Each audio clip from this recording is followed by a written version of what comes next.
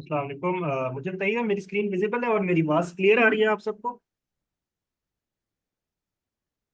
जी जी sir, आपके screen भी आ रही है और आवाज़ भी आ रही okay, thank you so much ma'am Madiba and sir Mehboob. Okay, फिर हम शुरू करते हैं। तो ओके, तो हमने स्टार्ट किया था आइल्स लिसनिंग से। देन वी हमने 2 हफ्ते लगाए रीडिंग के ऊपर, फिर हमने 2 हफ्ते राइटिंग पे लगाए, और ये हमारा सेशन का लास्ट वीक है, तो हम स्पीकिंग की बात करेंगे। Before we move towards the mock test, हम स्पीकिंग मॉक टेस्ट के लिए ये है कि ब्रेकआउट रूम्स बता देंगे। आज एक ये है कि एक वॉलेंटियर का मैं जो है वो मॉक टेस्ट कंडक्ट कर लूँगा, ताकि आप लोगों को पता चल जाए किस तरीके से आपने मॉक टेस्ट कंडक्ट करना है। तो before we jump right into mock test, मैं थोड़ा सा ओवरव्यू आपको देना चाहूँगा आइल्स स्पीकिंग का। होपफुली आप most of you guys already familiar with it, but अगर कुछ लोग हैं जिनको जो बिल्कुल ही बिगिनर है आइल्स के हवाले से, तो उनके लिए एक चीज़ काफ़ी हेल्पफुल होगी। Okay. तो फर्स्ट ऑफ ऑल, जब आप आइल्स स्पीकिंग टेस्ट दे रहे हो, जब आप टेस्ट ड्यूरिंग द टेस्ट जब आप बोल रहे हैं, so try to be direct and concise. Answer the question directly without over complicating your response. जितना आप बात को सीधा डायरेक्ट टू द पॉइंट रखेंगे उतना बेहतर होगा। आप गोल गोल घुमाएंगे तो फिर जो एग्जामिनर भी है ना, वो आपको फिर गोल गोल घुमाएगा। लाइक, अगर आपसे बात जो एक टॉपिक रेलिवेंट आप रहेंगे ना, तो वो आपसे उसी तरीके से सवाल पूछेगा। आप कोई कोई और एक्स्ट्रा इन्फॉर्मेशन ऐड करेंगे ना, तो फिर वो उस टॉपिक की तरफ चला जाएगा और वो आपसे और ज़्यादा क्वेश्चन पूछेगा। तो गिव अ क्लियर ओपिनियन और statement first and then expand on it with examples और एक्सप्लेनेशंस। ठीक है, आप एक जनरल स्टेटमेंट दें, उसकी आपके पास कोई एग्जांपल है तो वो बता दें, या उसको थोड़ा आप एक्सप्लेन कर दें। कोई और बात आपने न्यू बात नहीं करनी। अच्छा, then we have use a range of vocabulary. अब जैसे आपको ये इंफोग्राफिक में नजर आ रहा है कि एक वर्ड है, हम किताब पढ़ रहे हैं, किताब के पेजेस को आगे मतलब we are moving through the these pages. तो हम इनको कितने वर्ड्स में यूज करते हैं? हम इसके लिए फ्लिक थ्रू का वर्ड यूज कर सकते हैं। हम ब्राउज का वर्ड यूज कर सकते हैं। I am browsing through this book, I am scanning this book, I am devouring through this book, I am pouring over this book. तो ये बात है कि आपने ना अपने टेस्ट में एक वर्ड को ना, लाइक वर्ब्स हैं और एडजेक्टिव्स हैं। एडजेक्टिव तो ये आप रिपीट कर सकते हैं, लेकिन जो कम्प्लेक्स वोकेबलरी है आप कोशिश करें कि उसको यूज करें।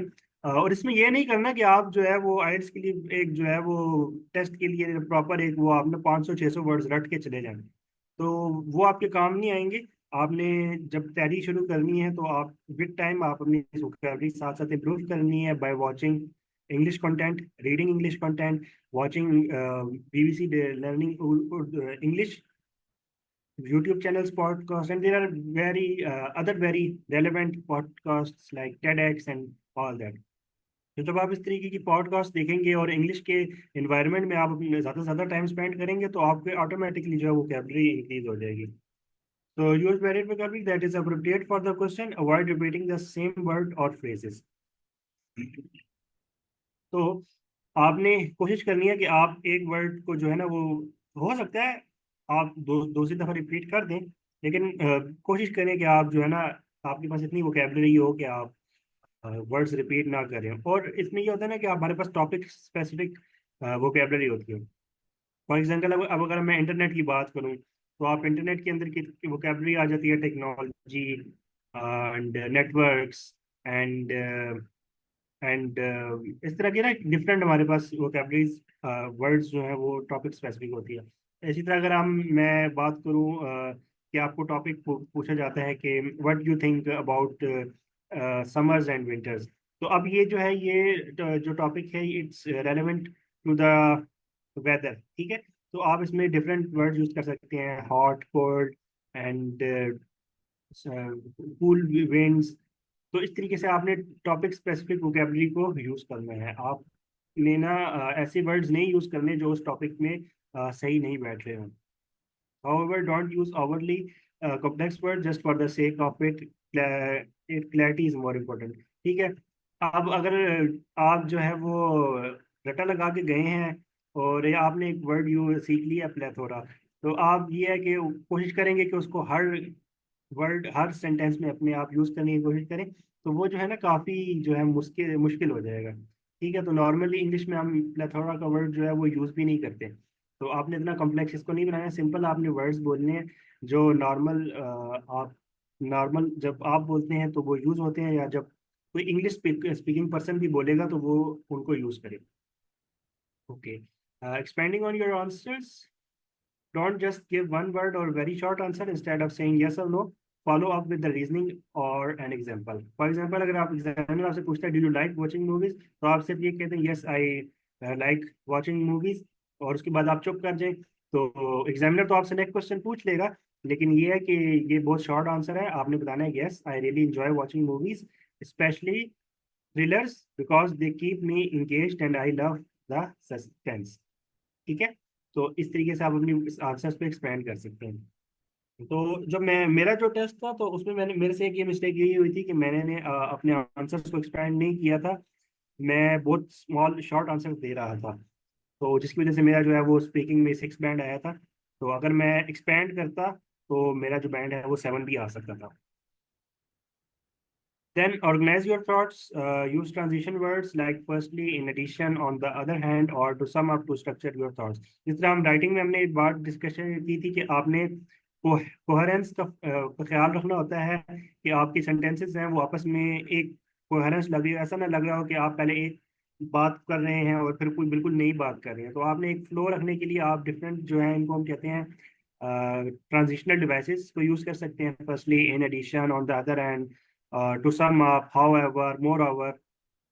तो अगर इसको हम देखें कि what kind of job would you like to do in the future, इसका आंसर कुछ इस तरीके से हो सकता है, in the future I would love to work as a software engineer, firstly I enjoy solving complex problems and coding allow me to do that. Secondly, it's a field that is always evolving, which excites me because I love learning new things. तो अब इसमें देखें कि इसने ना अ, दो transaction devices के use किया, फर्स्टली एंड सेकेंडली, तो इस तरीके से आप अपने ना आंसर्स को बहुत अच्छे से अ, बता सकते हैं। Okay, so next is stay on topic, don't go of topic. ये दो इन्फोग्राफिक से आपको ये समझने की चलेगा कि आप जब ग्रीन एरिया में हैं, तो आप यू आर ऑन टॉपिक, जब आप येलो एरिया में आ रहे हैं तो लाइक आप ऑफ टॉपिक जा रहे हैं, और रेड जोन में तो आप बिल्कुल ही ऑफ टॉपिक चले गए। और इसको आप इस तरीके से समझ सकते हैं कि आपका जो सेकंड पर्सन है जो आप वो बात कर रहे हैं स्टार्स की, तो आप भी स्टार्स के बारे में ही बात करेंगे, लेकिन एक पर्सन है वो स्टार्स के बारे में बात करता है तो आप बलून्स के बारे में बात करना शुरू कर देते हैं, तो आप ऑफ टॉपिक चले जाएं। ठीक है, तो stay relevant, stay on topic, make sure your answer is relevant to the question, don't go off on a tangent or talk about unrelated topics। अच्छा, ये काफी दफा होता है, आप ये देखेंगे कि समटाइम्स हमें समझ नहीं आती कि उन्होंने क्वेश्चन क्या किया है, तो इसके लिए बहुत जरूरी है कि आप केयरफुली क्वेश्चन को सुने, समझें और देन आंसर करें। ठीक है, तो फॉर एग्जांपल इसकी क्या हो सकती है कि उन्होंने आपसे क्वेश्चन पूछा है कि ना why how can we how can we eradicate plastic pollution in our environment. अब उन्होंने प्लास्टिक को स्पेसिफाई किया और उसके बारे में बताया, और अब आप अपने आंसर में बताना शुरू कर दें कि environmental pollution is very bad for human health and we we the speed with which we are moving towards spreading the waste all around it is soon we will face the consequences of it। तो आपने इसमें plastic pollution की तो बात ही नहीं की, आपने overall environmental pollution की बात करना शुरू कर दी, तो इसलिए ये है कि आपने गौर से सुनना है कि क्वेश्चन क्या पूछा गया, तो तभी आप जो है ऑन टॉपिक रह के आंसर कर रहे होंगे। Use proper grammar, show a range of grammatical structures, for example present perfect, conditional models to demonstrate your fluency, avoid basic mistakes with the tenses and sentence structure। ठीक है, तो subject verb agreement, तो एक जो proper sentence का structure होता है आप उसको फॉलो करें। इसमें ये होता है कि समटाइम्स हमसे मिस्टेक हो जाती है, इतना वो मुश्किल, लाइक इतनी ट्रबलिंग बात नहीं है, वो एग्जामिनर आपको एक एक दो चार दफा चांस भी दे देगा, लेकिन अगर आप बहुत ज्यादा ग्रामेटिकल मिस्टेक्स कर रहे हैं तो देन आपके जो है मार्क्स यहाँ पे डिडक्ट होंगे। तो कोशिश करें कि आप ग्रामेटिकल मिस्टेक्स कम से कम हो, एक आध की खैर होती है, लेकिन ज़्यादा ग्रामेटिकल मिस्टेक्स नहीं होनी चाहिए। बीच नेचुरल एंड कॉन्फिडेंट आपने, क्योंकि पूरा महीना या 2 महीना या जितना भी टाइम आपने तैयारी की है, तो नाउ इट्स टाइम कि आप जो है अपना 100% दें। तो नेचुरल हो, नेचुरल बोलें जैसे आपकी प्रोनाउंसिएशन है, क्योंकि आपका जो है वो जो आपके क्या कहते हैं हम उसको, जो हमारा प्रोनाउंसिएशन है, जो हमारा डायलेक्ट है, वो क्योंकि साउथ एशियन रीजन का है, we can not change that. We can not speak like Britishers, we can not speak like American, we can not speak like Aussies. तो जो हमारा नेचुरल डायलेक्ट है हम उसी में बोलेंगे। तो आप उस तरह के से इंग्लिश पीपल की तरह बोलने की कोशिश भी ना करें, बिल्कुल सिंपली, जितनी आसानी से आप अपने आसाब पर जो है एक्स्ट्रा बर्डन डाले बगैर स्पीक कर सकते हैं, तो उस तरीके से आप बोलें कॉन्फिडेंस के साथ। And as if you are having a conversation, don't memorise responses, it's better to think on your feet and use your own words. ठीक है, तो ये चीज़ जो है ना कि मेमोराइज करके आप आंसर जाएं, तो ये तो वर्क नहीं करेगी। आप एक दो क्वेश्चन का आंसर दे लेंगे शुरू में, लेकिन उसके बाद फिर आप जो है ना वो फंस जाएंगे। हर दफ़ा जो एग्जामिनर है उसने डिफरेंट क्वेश्चन पूछने होते हैं, आप याद करके या रटा लगा के नहीं जा सकते। तो आप सिंपली ये है कि इसकी ट्रिक यही है कि आप ज़्यादा से ज़्यादा मॉक टेस्ट दें। स्पीकिंग पार्टनर ढूंढ रहे हैं, स्लैक पे आप मैसेज करें कि मुझे जो है वो I am looking for a speaking partner, and if someone is interested to ping me. तो आपको लोग इनबॉक्स में रीच आउट करेंगे, तो जिसके साथ आपकी टाइमिंग जो है वो अलाइन कर रही हो, तो आप उनके साथ जो है वो डेली स्पीकिंग प्रैक्टिस किया करें। तो उसके अलावा डिफरेंट वेबसाइट्स हैं और डिस्कॉर्ड में चैनल्स हैं, आप उनको यूज़ कर सकते हैं। अगर आपके पास जी चैट जीपीटी को यूज़ कर सकते हैं। तो जितना आप ये है कि ना प्रैक्टिस करेंगे, उतना आपका जो कॉन्फिडेंस और नेचुरल होके आप बोल सकेंगे English. Word long pauses, don't rush either, steady pace is best. तो ऐसा होता है कि sometimes if you are speaking English, तो आप ये है कि सोचते हुए ना आप काफी आज एंड अम्स आपकी स्पीकिंग में होते हैं। वो इस वजह से शुरू शुरू में होता है, सबके साथ होता है। तो उसमें ये है कि आप थोड़ा सा एक फॉर इंस्टेंस के लिए ना आप एक पॉज दे सकते हैं।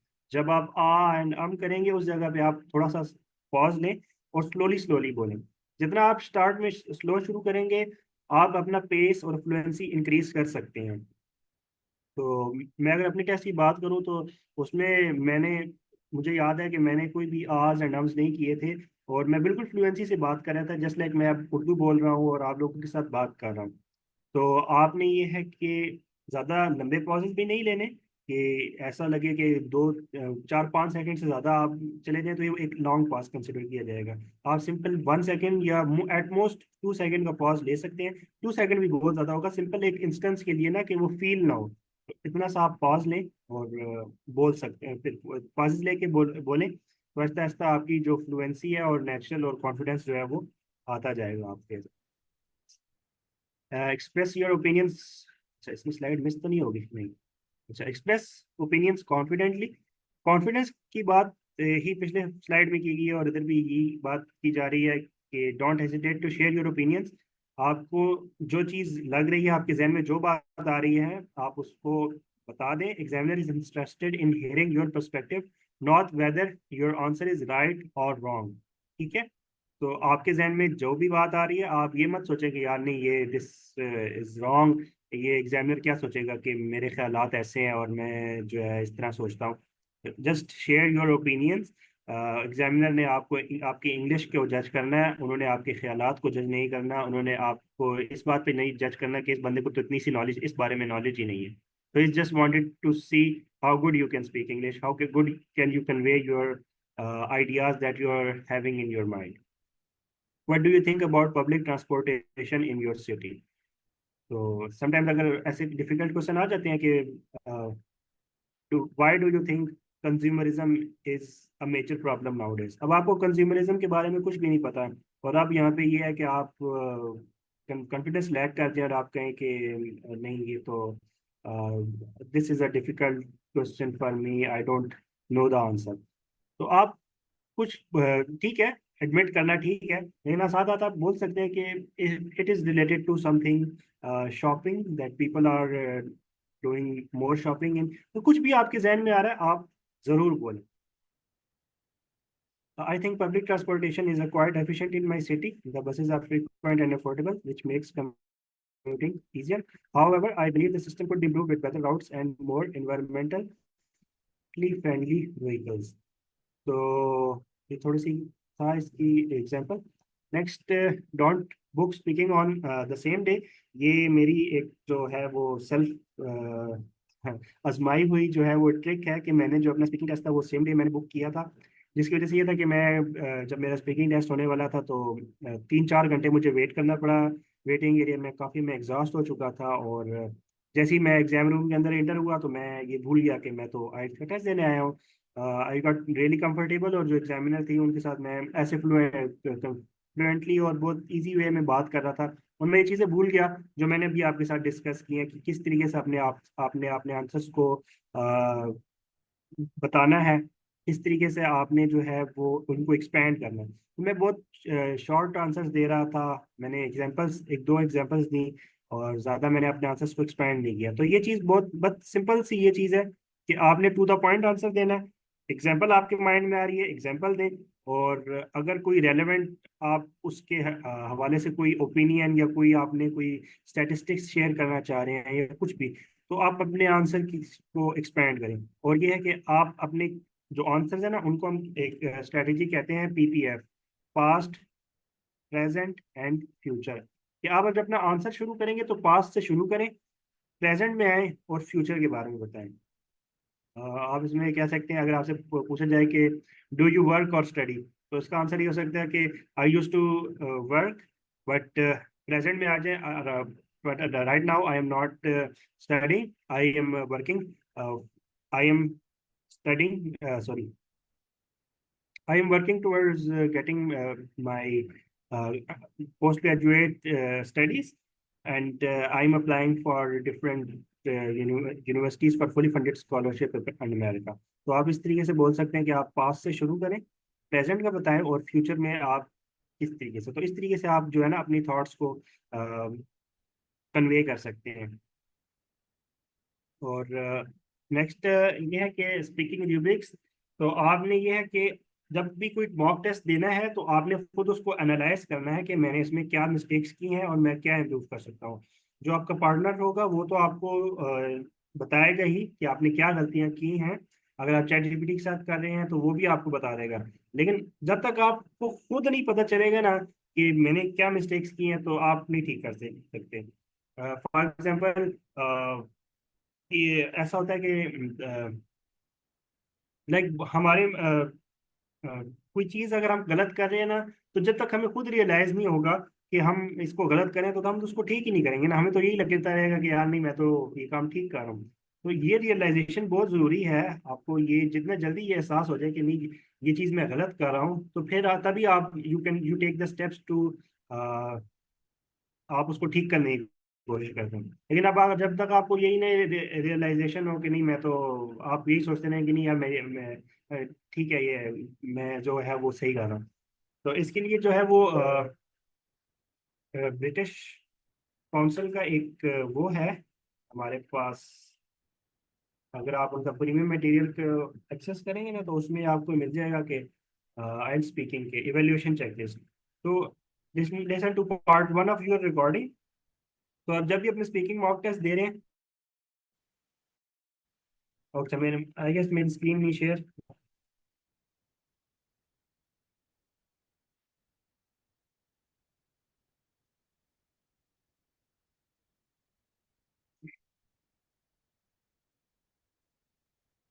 ओके. तो ये है कि जब जब भी आप टेस्ट दे रहे हैं तो आप ना उसको रिकॉर्ड कर लें. रिकॉर्ड करने के बाद आप उसको सुने और उसको इवेलुएट करें इस तरीके से. अच्छा, स्पीकिंग पार्ट का ये है कि मैंने वो नहीं बताया कि क्या होता है पैटर्न. तो अभी हम मॉक टेस्ट लेंगे तो वो उसमें आपको क्लियर हो जाएगा. लेकिन मैं आपको फिर भी थोड़ा सा बता देता हूँ कि पार्ट 1 में ये होता है कि बेसिक क्वेश्चंस होते हैं, आपसे पूछे जाते हैं, और थोड़े से क्वेश्चंस होते हैं सिंपल. देन पार्ट 2 में जो होता है, आपको ना 2 मिनट के लिए एक टॉपिक दिया जाता है और आपको 1 मिनट दिया जाता है कि आप उस पर सोचें और नोट्स बनाएं. Then you have to speak for 2 minutes. और फिर पार्ट 3 में जो है ना वो थोड़े डिटेल आंसर्स आपने देने होते हैं. तो आप पहले पार्ट वन अपनी रिकॉर्डिंग को रिकॉर्ड कर लें अपना जो आपने आंसर दिए, फिर उसको सुने और इस तरीके से मार्क करें कि क्या आपने यू गेव रीजंस और examples for each of your answers. तो टिक करते जाएं, जो चीज़ आपको लगे कि नहीं है उसको क्रॉस करते जाएं, और फिर कोशिश करें कि आप ये सारी चीज़ें ऐड करें अपने आंसर्स में। तो इसी तरह पार्ट टू है और पार्ट थ्री है। मैं ये आपके साथ स्लैक में शेयर कर दूंगा, तो आप जो है इसको ना करें जब भी आप करें। तो दैट वाज इट। तो अब ये है कि आई कैन कंडक्ट, तो if anyone wants to volunteer, please raise your hand, or you can just,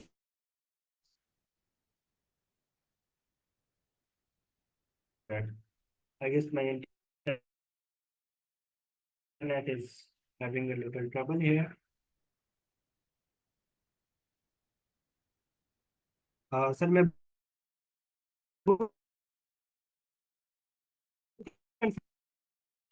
करेंगे,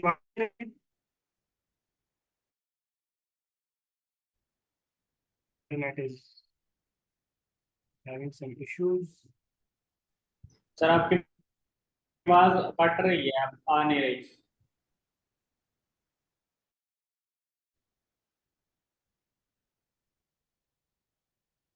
ओके, इंटरनेट जो है वो, इसको ठीक करता हूँ, एक second.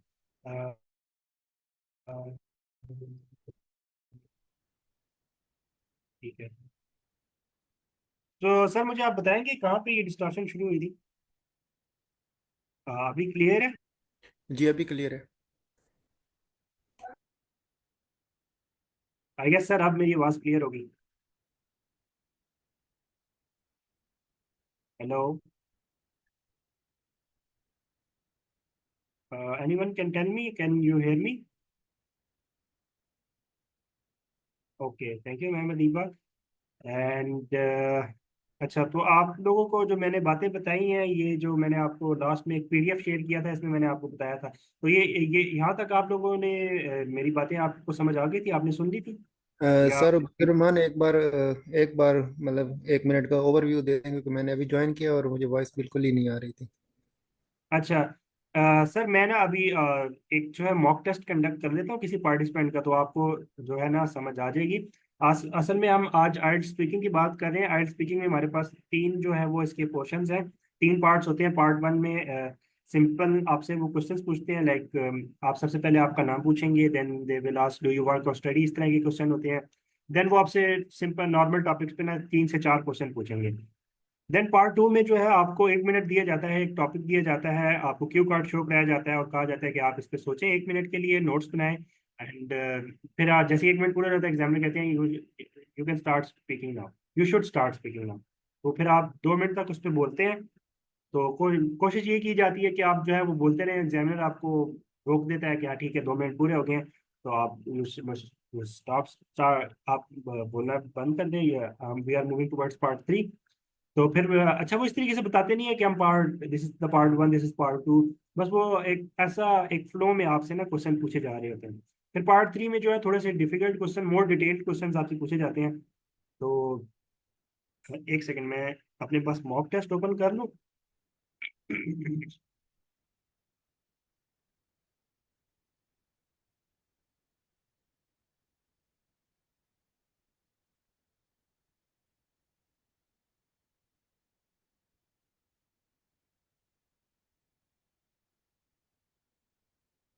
Okay, if anyone wants to volunteer here and give the mock test, ताकि बाकियों को भी अंदाज़ा हो जाएगा किस तरीके से मॉक टेस्ट कंडक्ट होता है। और आप फिर ये है कि हम रोज़ाना जो है वो ब्रेकआउट रूम्स बना दिया करेंगे, तो उसमें 2 लोग हुआ करेंगे।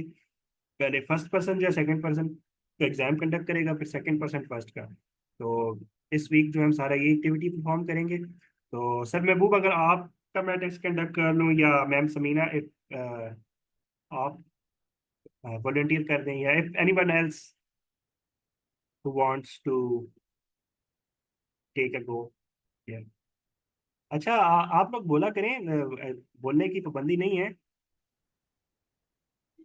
हाँ सर, वो थोड़ा सा क्या कहते हैं, वो जो फर्स्ट पार्ट होता है उसका डिस्प्ले कर दें ना, रिक्वायरमेंट्स यानी क्या क्या है।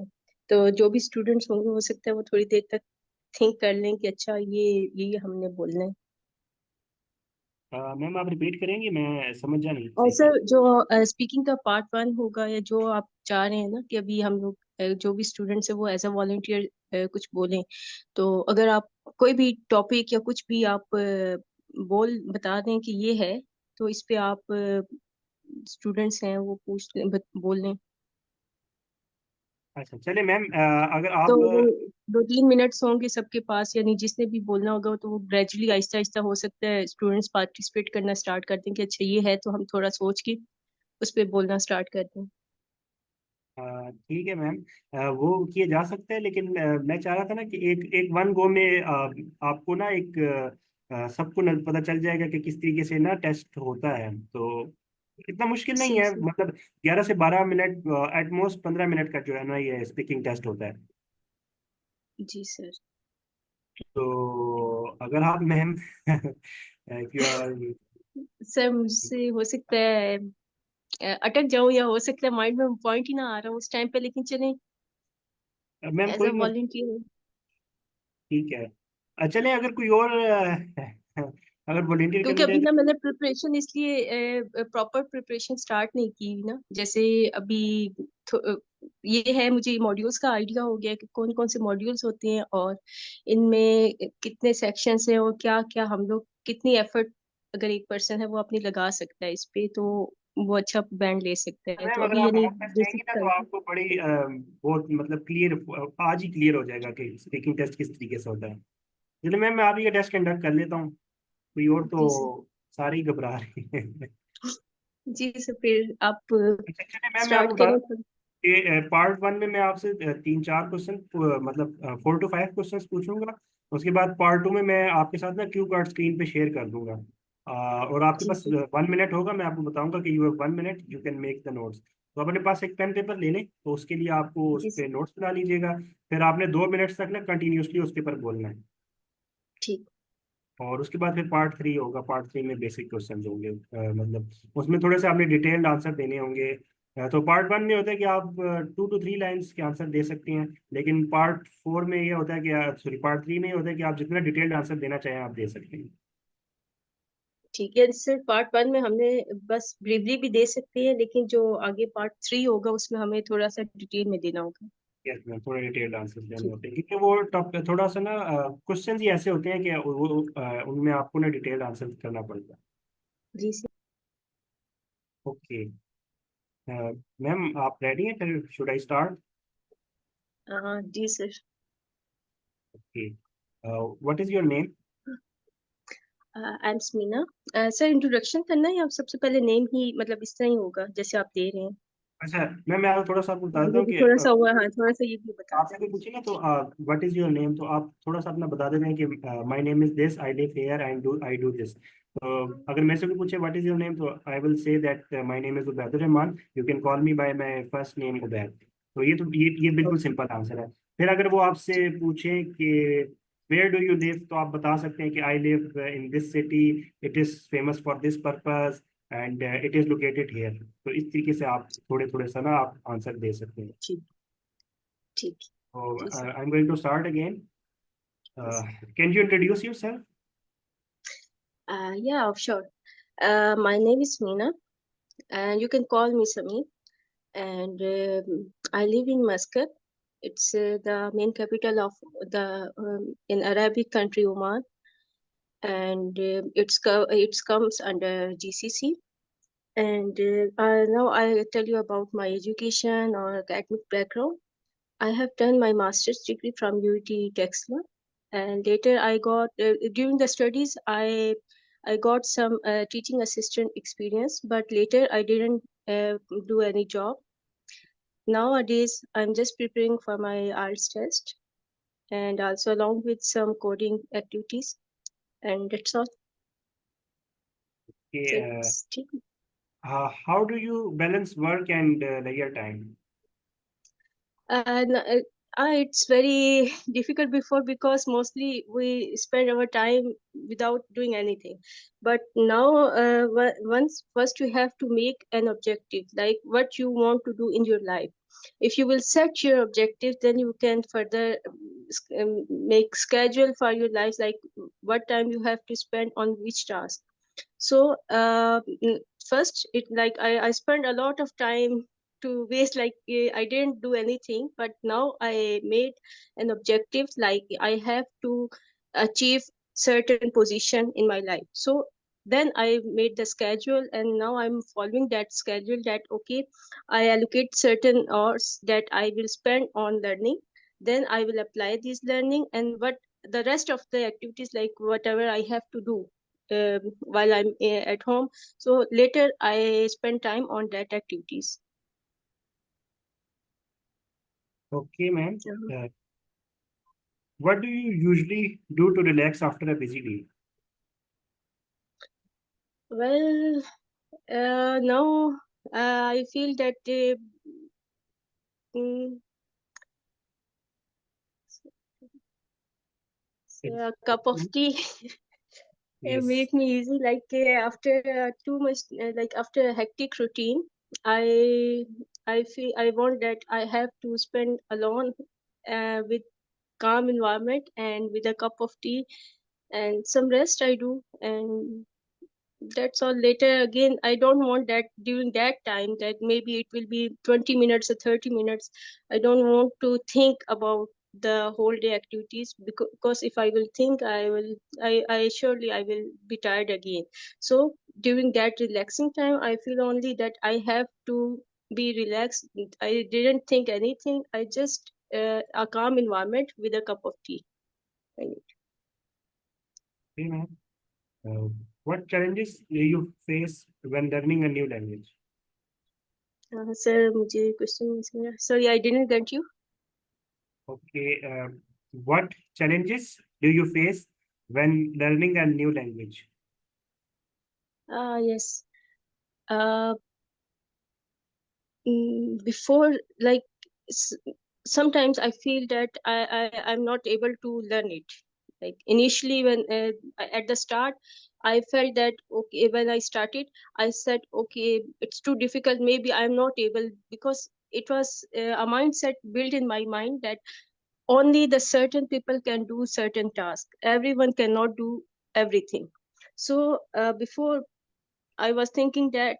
Then gradually I moved that no, nothing is impossible.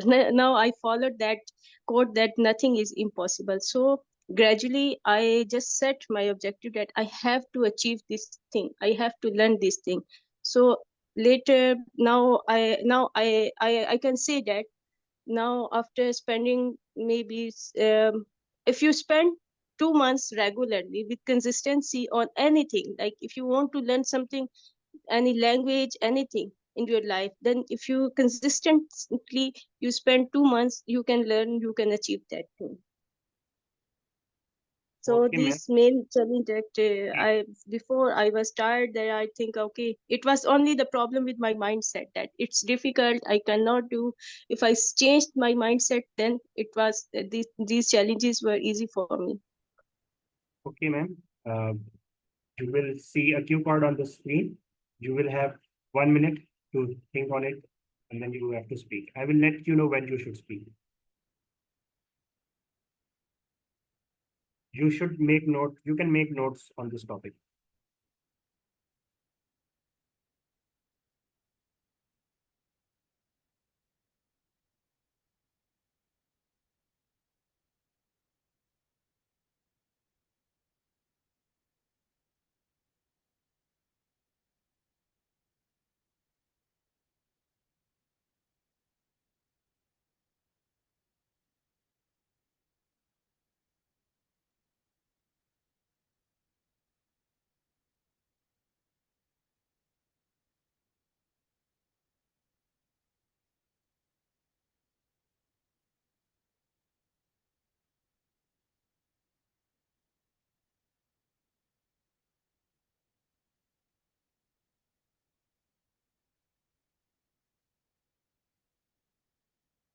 Yes, ma'am.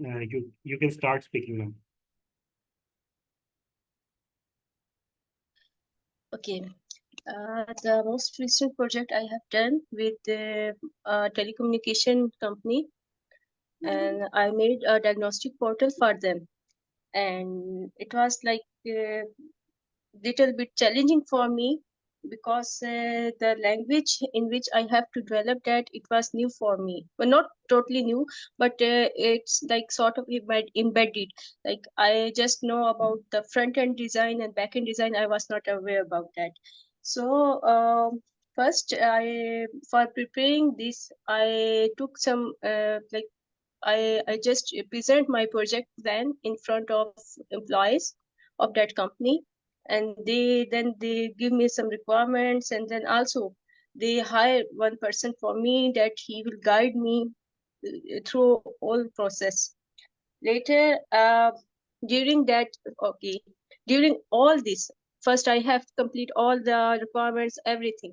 But for my life, it was a challenging because with job, with this, like I was doing job, part-time job. Also, I was doing tuition, and its time management was a main challenge in front of me. So anyhow, I spent the most of the time while doing this project. I spent like during night hours. I woke up and I, I was sometimes I stuck during the whole day, many hours. Like I stuck with the one problem, and it was difficult for me to solve. But anyhow, once I completed that and present in front of the management team, then it was like you say, it was a great celebration for me. And I thought it's a big achievement in my life that I have done for for certain company that project. And um, anyhow, but it's a suggestion for me, that is a suggestion for all people who are struggling with certain challenges, that once during the way you are doing sorry during the time, during the completion process, you will face certain problems, something like that, but you have to stick with that you have to stick with your objective, that you have to done this thing within time limit. So certain constraints you will also face, maybe sometime budget, sometime this time constraints and all this. Okay, If ma'am. you will Okay. go through, It's okay, enough. sir. That will be enough. Yes. Let's move.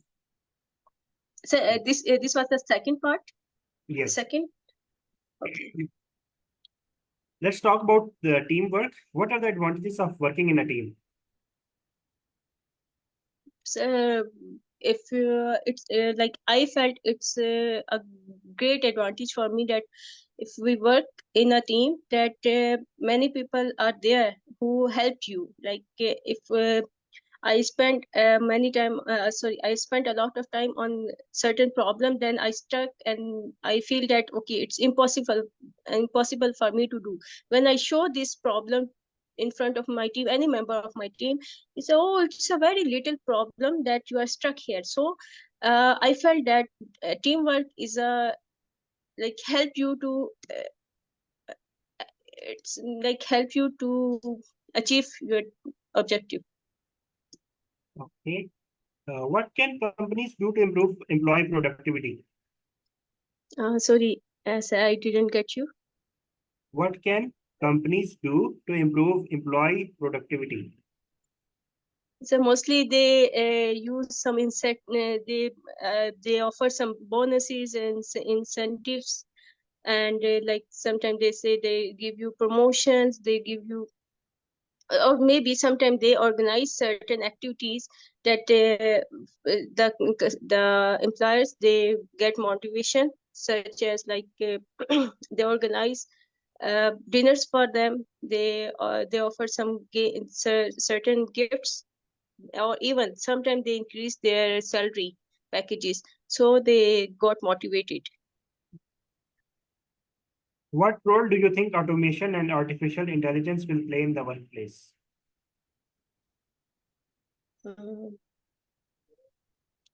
Nowadays it's a huge advancement in technology, but it's replacement of employees nowadays. Like if artificial intelligence is doing everything, then I am observing that it's another replacement of the human employees with that artificial intelligence. So, but artificial intelligence cannot do many tasks. If you will fix some certain uh, task, they can do only the certain fixed task. But it's also it's saving the time. It's taking less time. Now the main advantage is the artificial intelligence is doing work with more consistency, accuracy, and within less time. Okay, ma'am. Your speaking test is complete. Thank you so much. Ma'am I have a feedback for you. आपने काफी Yes, अच्छे से जो है वो test को दिया, but ये कि विद टाइम ये चीजें इंप्रूव हो जाएंगी। आपने पार्ट वन में जो है ना बहुत ज्यादा आपके डिटेल्ड आंसर्स थे, तो आपने ठीक है, इट वाज गुड, बट ये कि थोड़ा सा ना लाइक स्लाइटली जो है वो थोड़े शॉर्ट आंसर हम देते हैं, क्योंकि पार्ट थ्री में जो है ना वो हमसे ज्यादा डिटेल क्वेश्चन होती है, तो हमने इसके लिए स्टेमिना थोड़ा सा बचा के रखना होता है। और पार्ट टू में भी जी आपका बहुत अच्छा था। बाकी है कि पार्ट थ्री में आपने दो जी, क्वेश्चन पर करेक्ट आंसर किए कि व्हाट कैन हाँ कंपनीज जी डू जी to sir. Improve employee productivity. तो मतलब क्वेश्चन ये था कि वो आपसे सजेशन मांग रहा हूँ मैं कि क्या कंपनीज को हाँ करना चाहिए। तो आपने ये जी बताया सर, कि कंपनीज क्या करती हैं। मेरा क्वेश्चन ये था कि करती कंपनीज को क्या करना चाहिए। तो यस, ठीक है, आंसर ठीक था, दे बट ये शुड, ये हमें यूज द करना पॉइंट, चाहिए शुड। जी sir.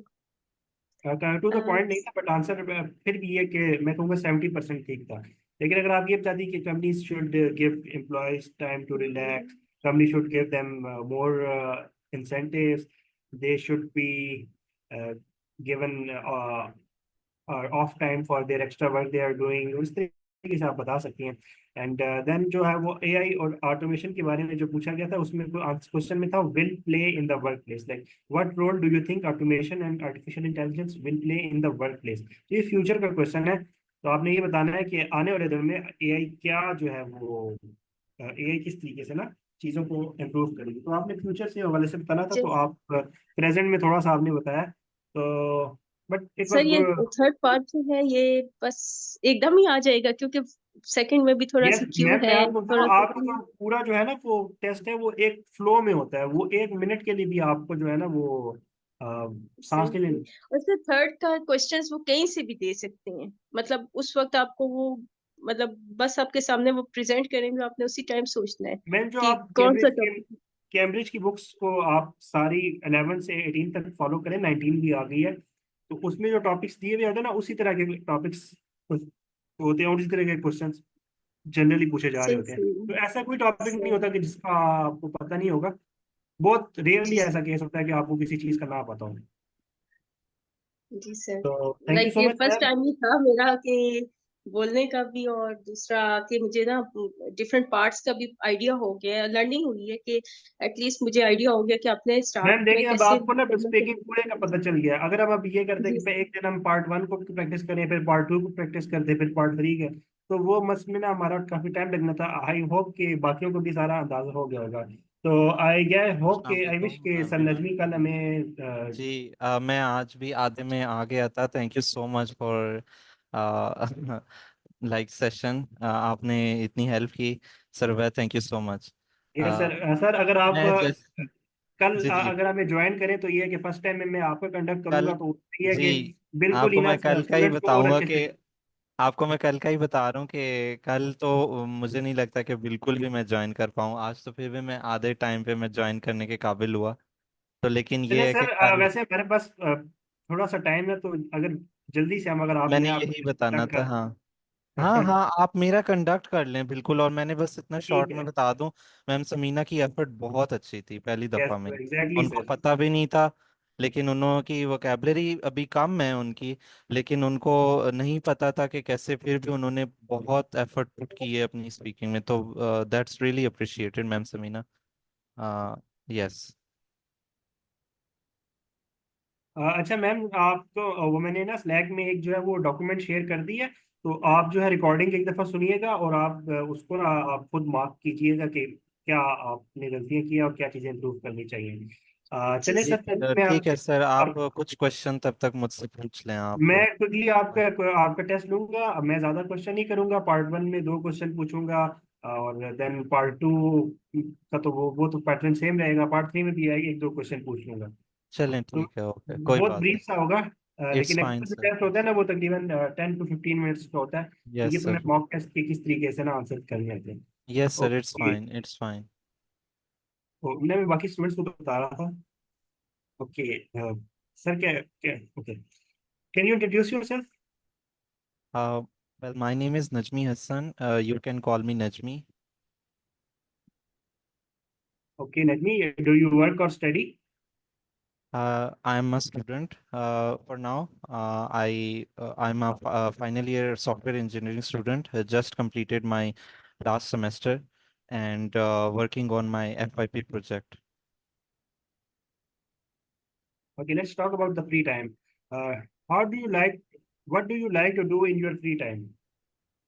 In free time, I would usually go out and take some fresh air because in my neighborhood there's a small park and there's also greenery. Additionally, I'm fond of mobile game, so I would play sometime that game. Okay, what kind of transportation you regularly use? I regularly use local transportation, like government buses, which are like the government transport which is provided to public. And if I'm in hurry, then I would use some online services such as Careem or Uber. Okay, moving towards part two, you will see a cue card on the screen. You will have 1 minute to think about it. You can take notes. Then I will let you know when you should start thinking. This is the cue card. You have 1 minute.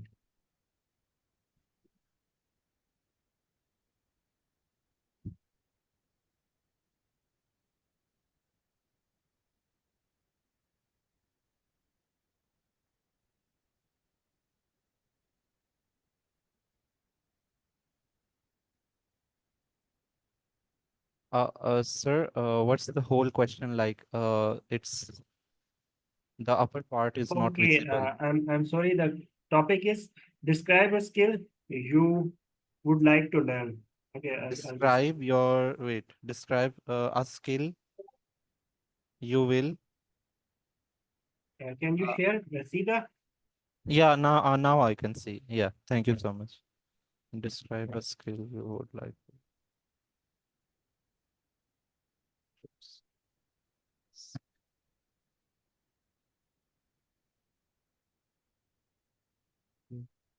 Skill, how you plan to learn it and explain how yes.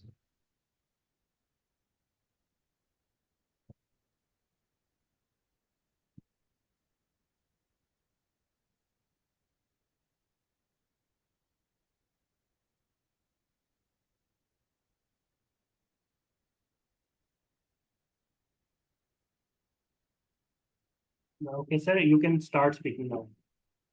So the skill I would like to talk about and want to learn in future is communication skill. Uh, it's crucial in professional life when you meet someone or you have some professional meetings, then communication skills matter a lot. And I'm working on this skill recently by taking a part in online communication sessions, and I'm also preparing my IELTS test. So there is a part where speaking matters, and it have a score, so that is related to communication skill. So it's beneficial, again, as I previously said, that we can never progress in our career uh, without communication skills. So we know, for example, if I'm going to for foreign university, in case of job or in case of study, then I would need to communicate in their language. and learn the skills, the specific skills which are needed for communicating with the other nations. Okay, so as a Pakistani, I have my own culture and traditional and speaking skills. But if I go to Japan or some other country, then uh, I would have to learn those communication skills, which could help me survive in that environment. Okay. Uh, how important are practical skills compared to academic knowledge in today's job market? Can you repeat, sir? We are talking about education and career. How important are practical skills compared to academic knowledge in today's job market? Well, first of all, I will tell that academic knowledge is important. After that, practical skills comes. The skills comes after academic knowledge, because if you don't know, don't know about the profession, uh, and didn't studied about it in some college or university, then you will have some problems with practical skills. The thing is, they can be compared, but they are related to each other. So practical skills are crucial, and academic skills are fundamentals for practical skills.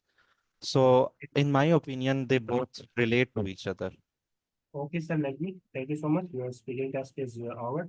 अच्छा, मैंने काफ़ी brief test लिया sir का, और sir Najmi you did very fine job. बस ये है कि आपने शुरू में जो है ना, मैंने जब आपसे पूछा कि कैन जी जी। यू इंट्रोड्यूस योरसेल्फ, तो आपने उसका बहुत ही शॉर्ट आंसर दिया। हाँ जब मैं हाँ आपसे हाँ पूछूँ ना कि व्हाट इज योर नेम, तो हाँ उसका आप आंसर इस तरीके से दे सकते हाँ। हैं, लेकिन इंट्रोडक्शन का तो जो होता है वो थोड़ा सा एग्जैक्टली। बड़ा आंसर होता है। Okay sir, okay. ओके, मैंने जो है ना वो अच्छा। स्लैक पे एक सेकंड सर, लिंक जी शेयर जी। किया है चैट का ना, कि सॉरी स्पीकिंग टेस्ट का, कि मॉक टेस्ट एक होता है। तो इस तरीके से थोड़ा सा होता है, आपको पता चल जाएगा कि आइडिया हो जाएगा। तो इंशाल्लाह कल हम इसको कंटिन्यू करते हैं। प्लीज सर नजमी, आप कुछ कहना चाह हाँ, रहे थे। मैं बस लास्ट ये कहना था कि इसमें डिटेल जैसे आप जब पूछते हैं इंट्रोडक्शन में, so I have to like tell my name and what should they call me, and then I have to like describe my education exactly. Am I right? Yes sir, if someone ask you introduce yourself, तो आप जो है ना top highlights बताएंगे अपने बारे में, कि मेरा नाम ये है, मैं यहाँ रहता हूँ, और Yeah. मैं Okay. ये काम कर रहा हूँ। और आप अपने बारे में कोई इंटरेस्टिंग फैक्ट बता सकते हैं कि like Oh. I like Okay. Okay. Cricket, I like this और समथिंग। Fine. ऐसी Fine. चीज जो है वो, जो नेक्स्ट पर्सन जो है ना वो आपको उसमें, पर्सन को आप में इंटरेस्ट डेवलप हो और वो आपसे ना रेलेवेंट क्वेश्चन पूछे। तो वो ये तो वैसे नॉर्मल Okay. जनरल कन्वर्सेशन का रूल है। Got लेकिन it. आइल्स के टेस्ट में ये है कि पैटर्न यही फॉलो होता है, you tell your name, then you tell about if you are working or if you are studying somewhere, then you can tell about that I live here, or something about that. Okay. Thank you so much, sir. Got it. Understood. Okay everyone, thank you so much for joining, see you guys tomorrow। आप sir, आप अपनी वो बता रहे थे ना कि मैं सॉफ्टवेयर इंजीनियर, कि आपने अपनी यूनिवर्सिटी का बताया ही नहीं है कि मैं कहाँ पढ़ रहा हूँ, आपने बस बता Okay. दिया Okay. मैं Okay. कर रहा हूँ। Okay. Okay. I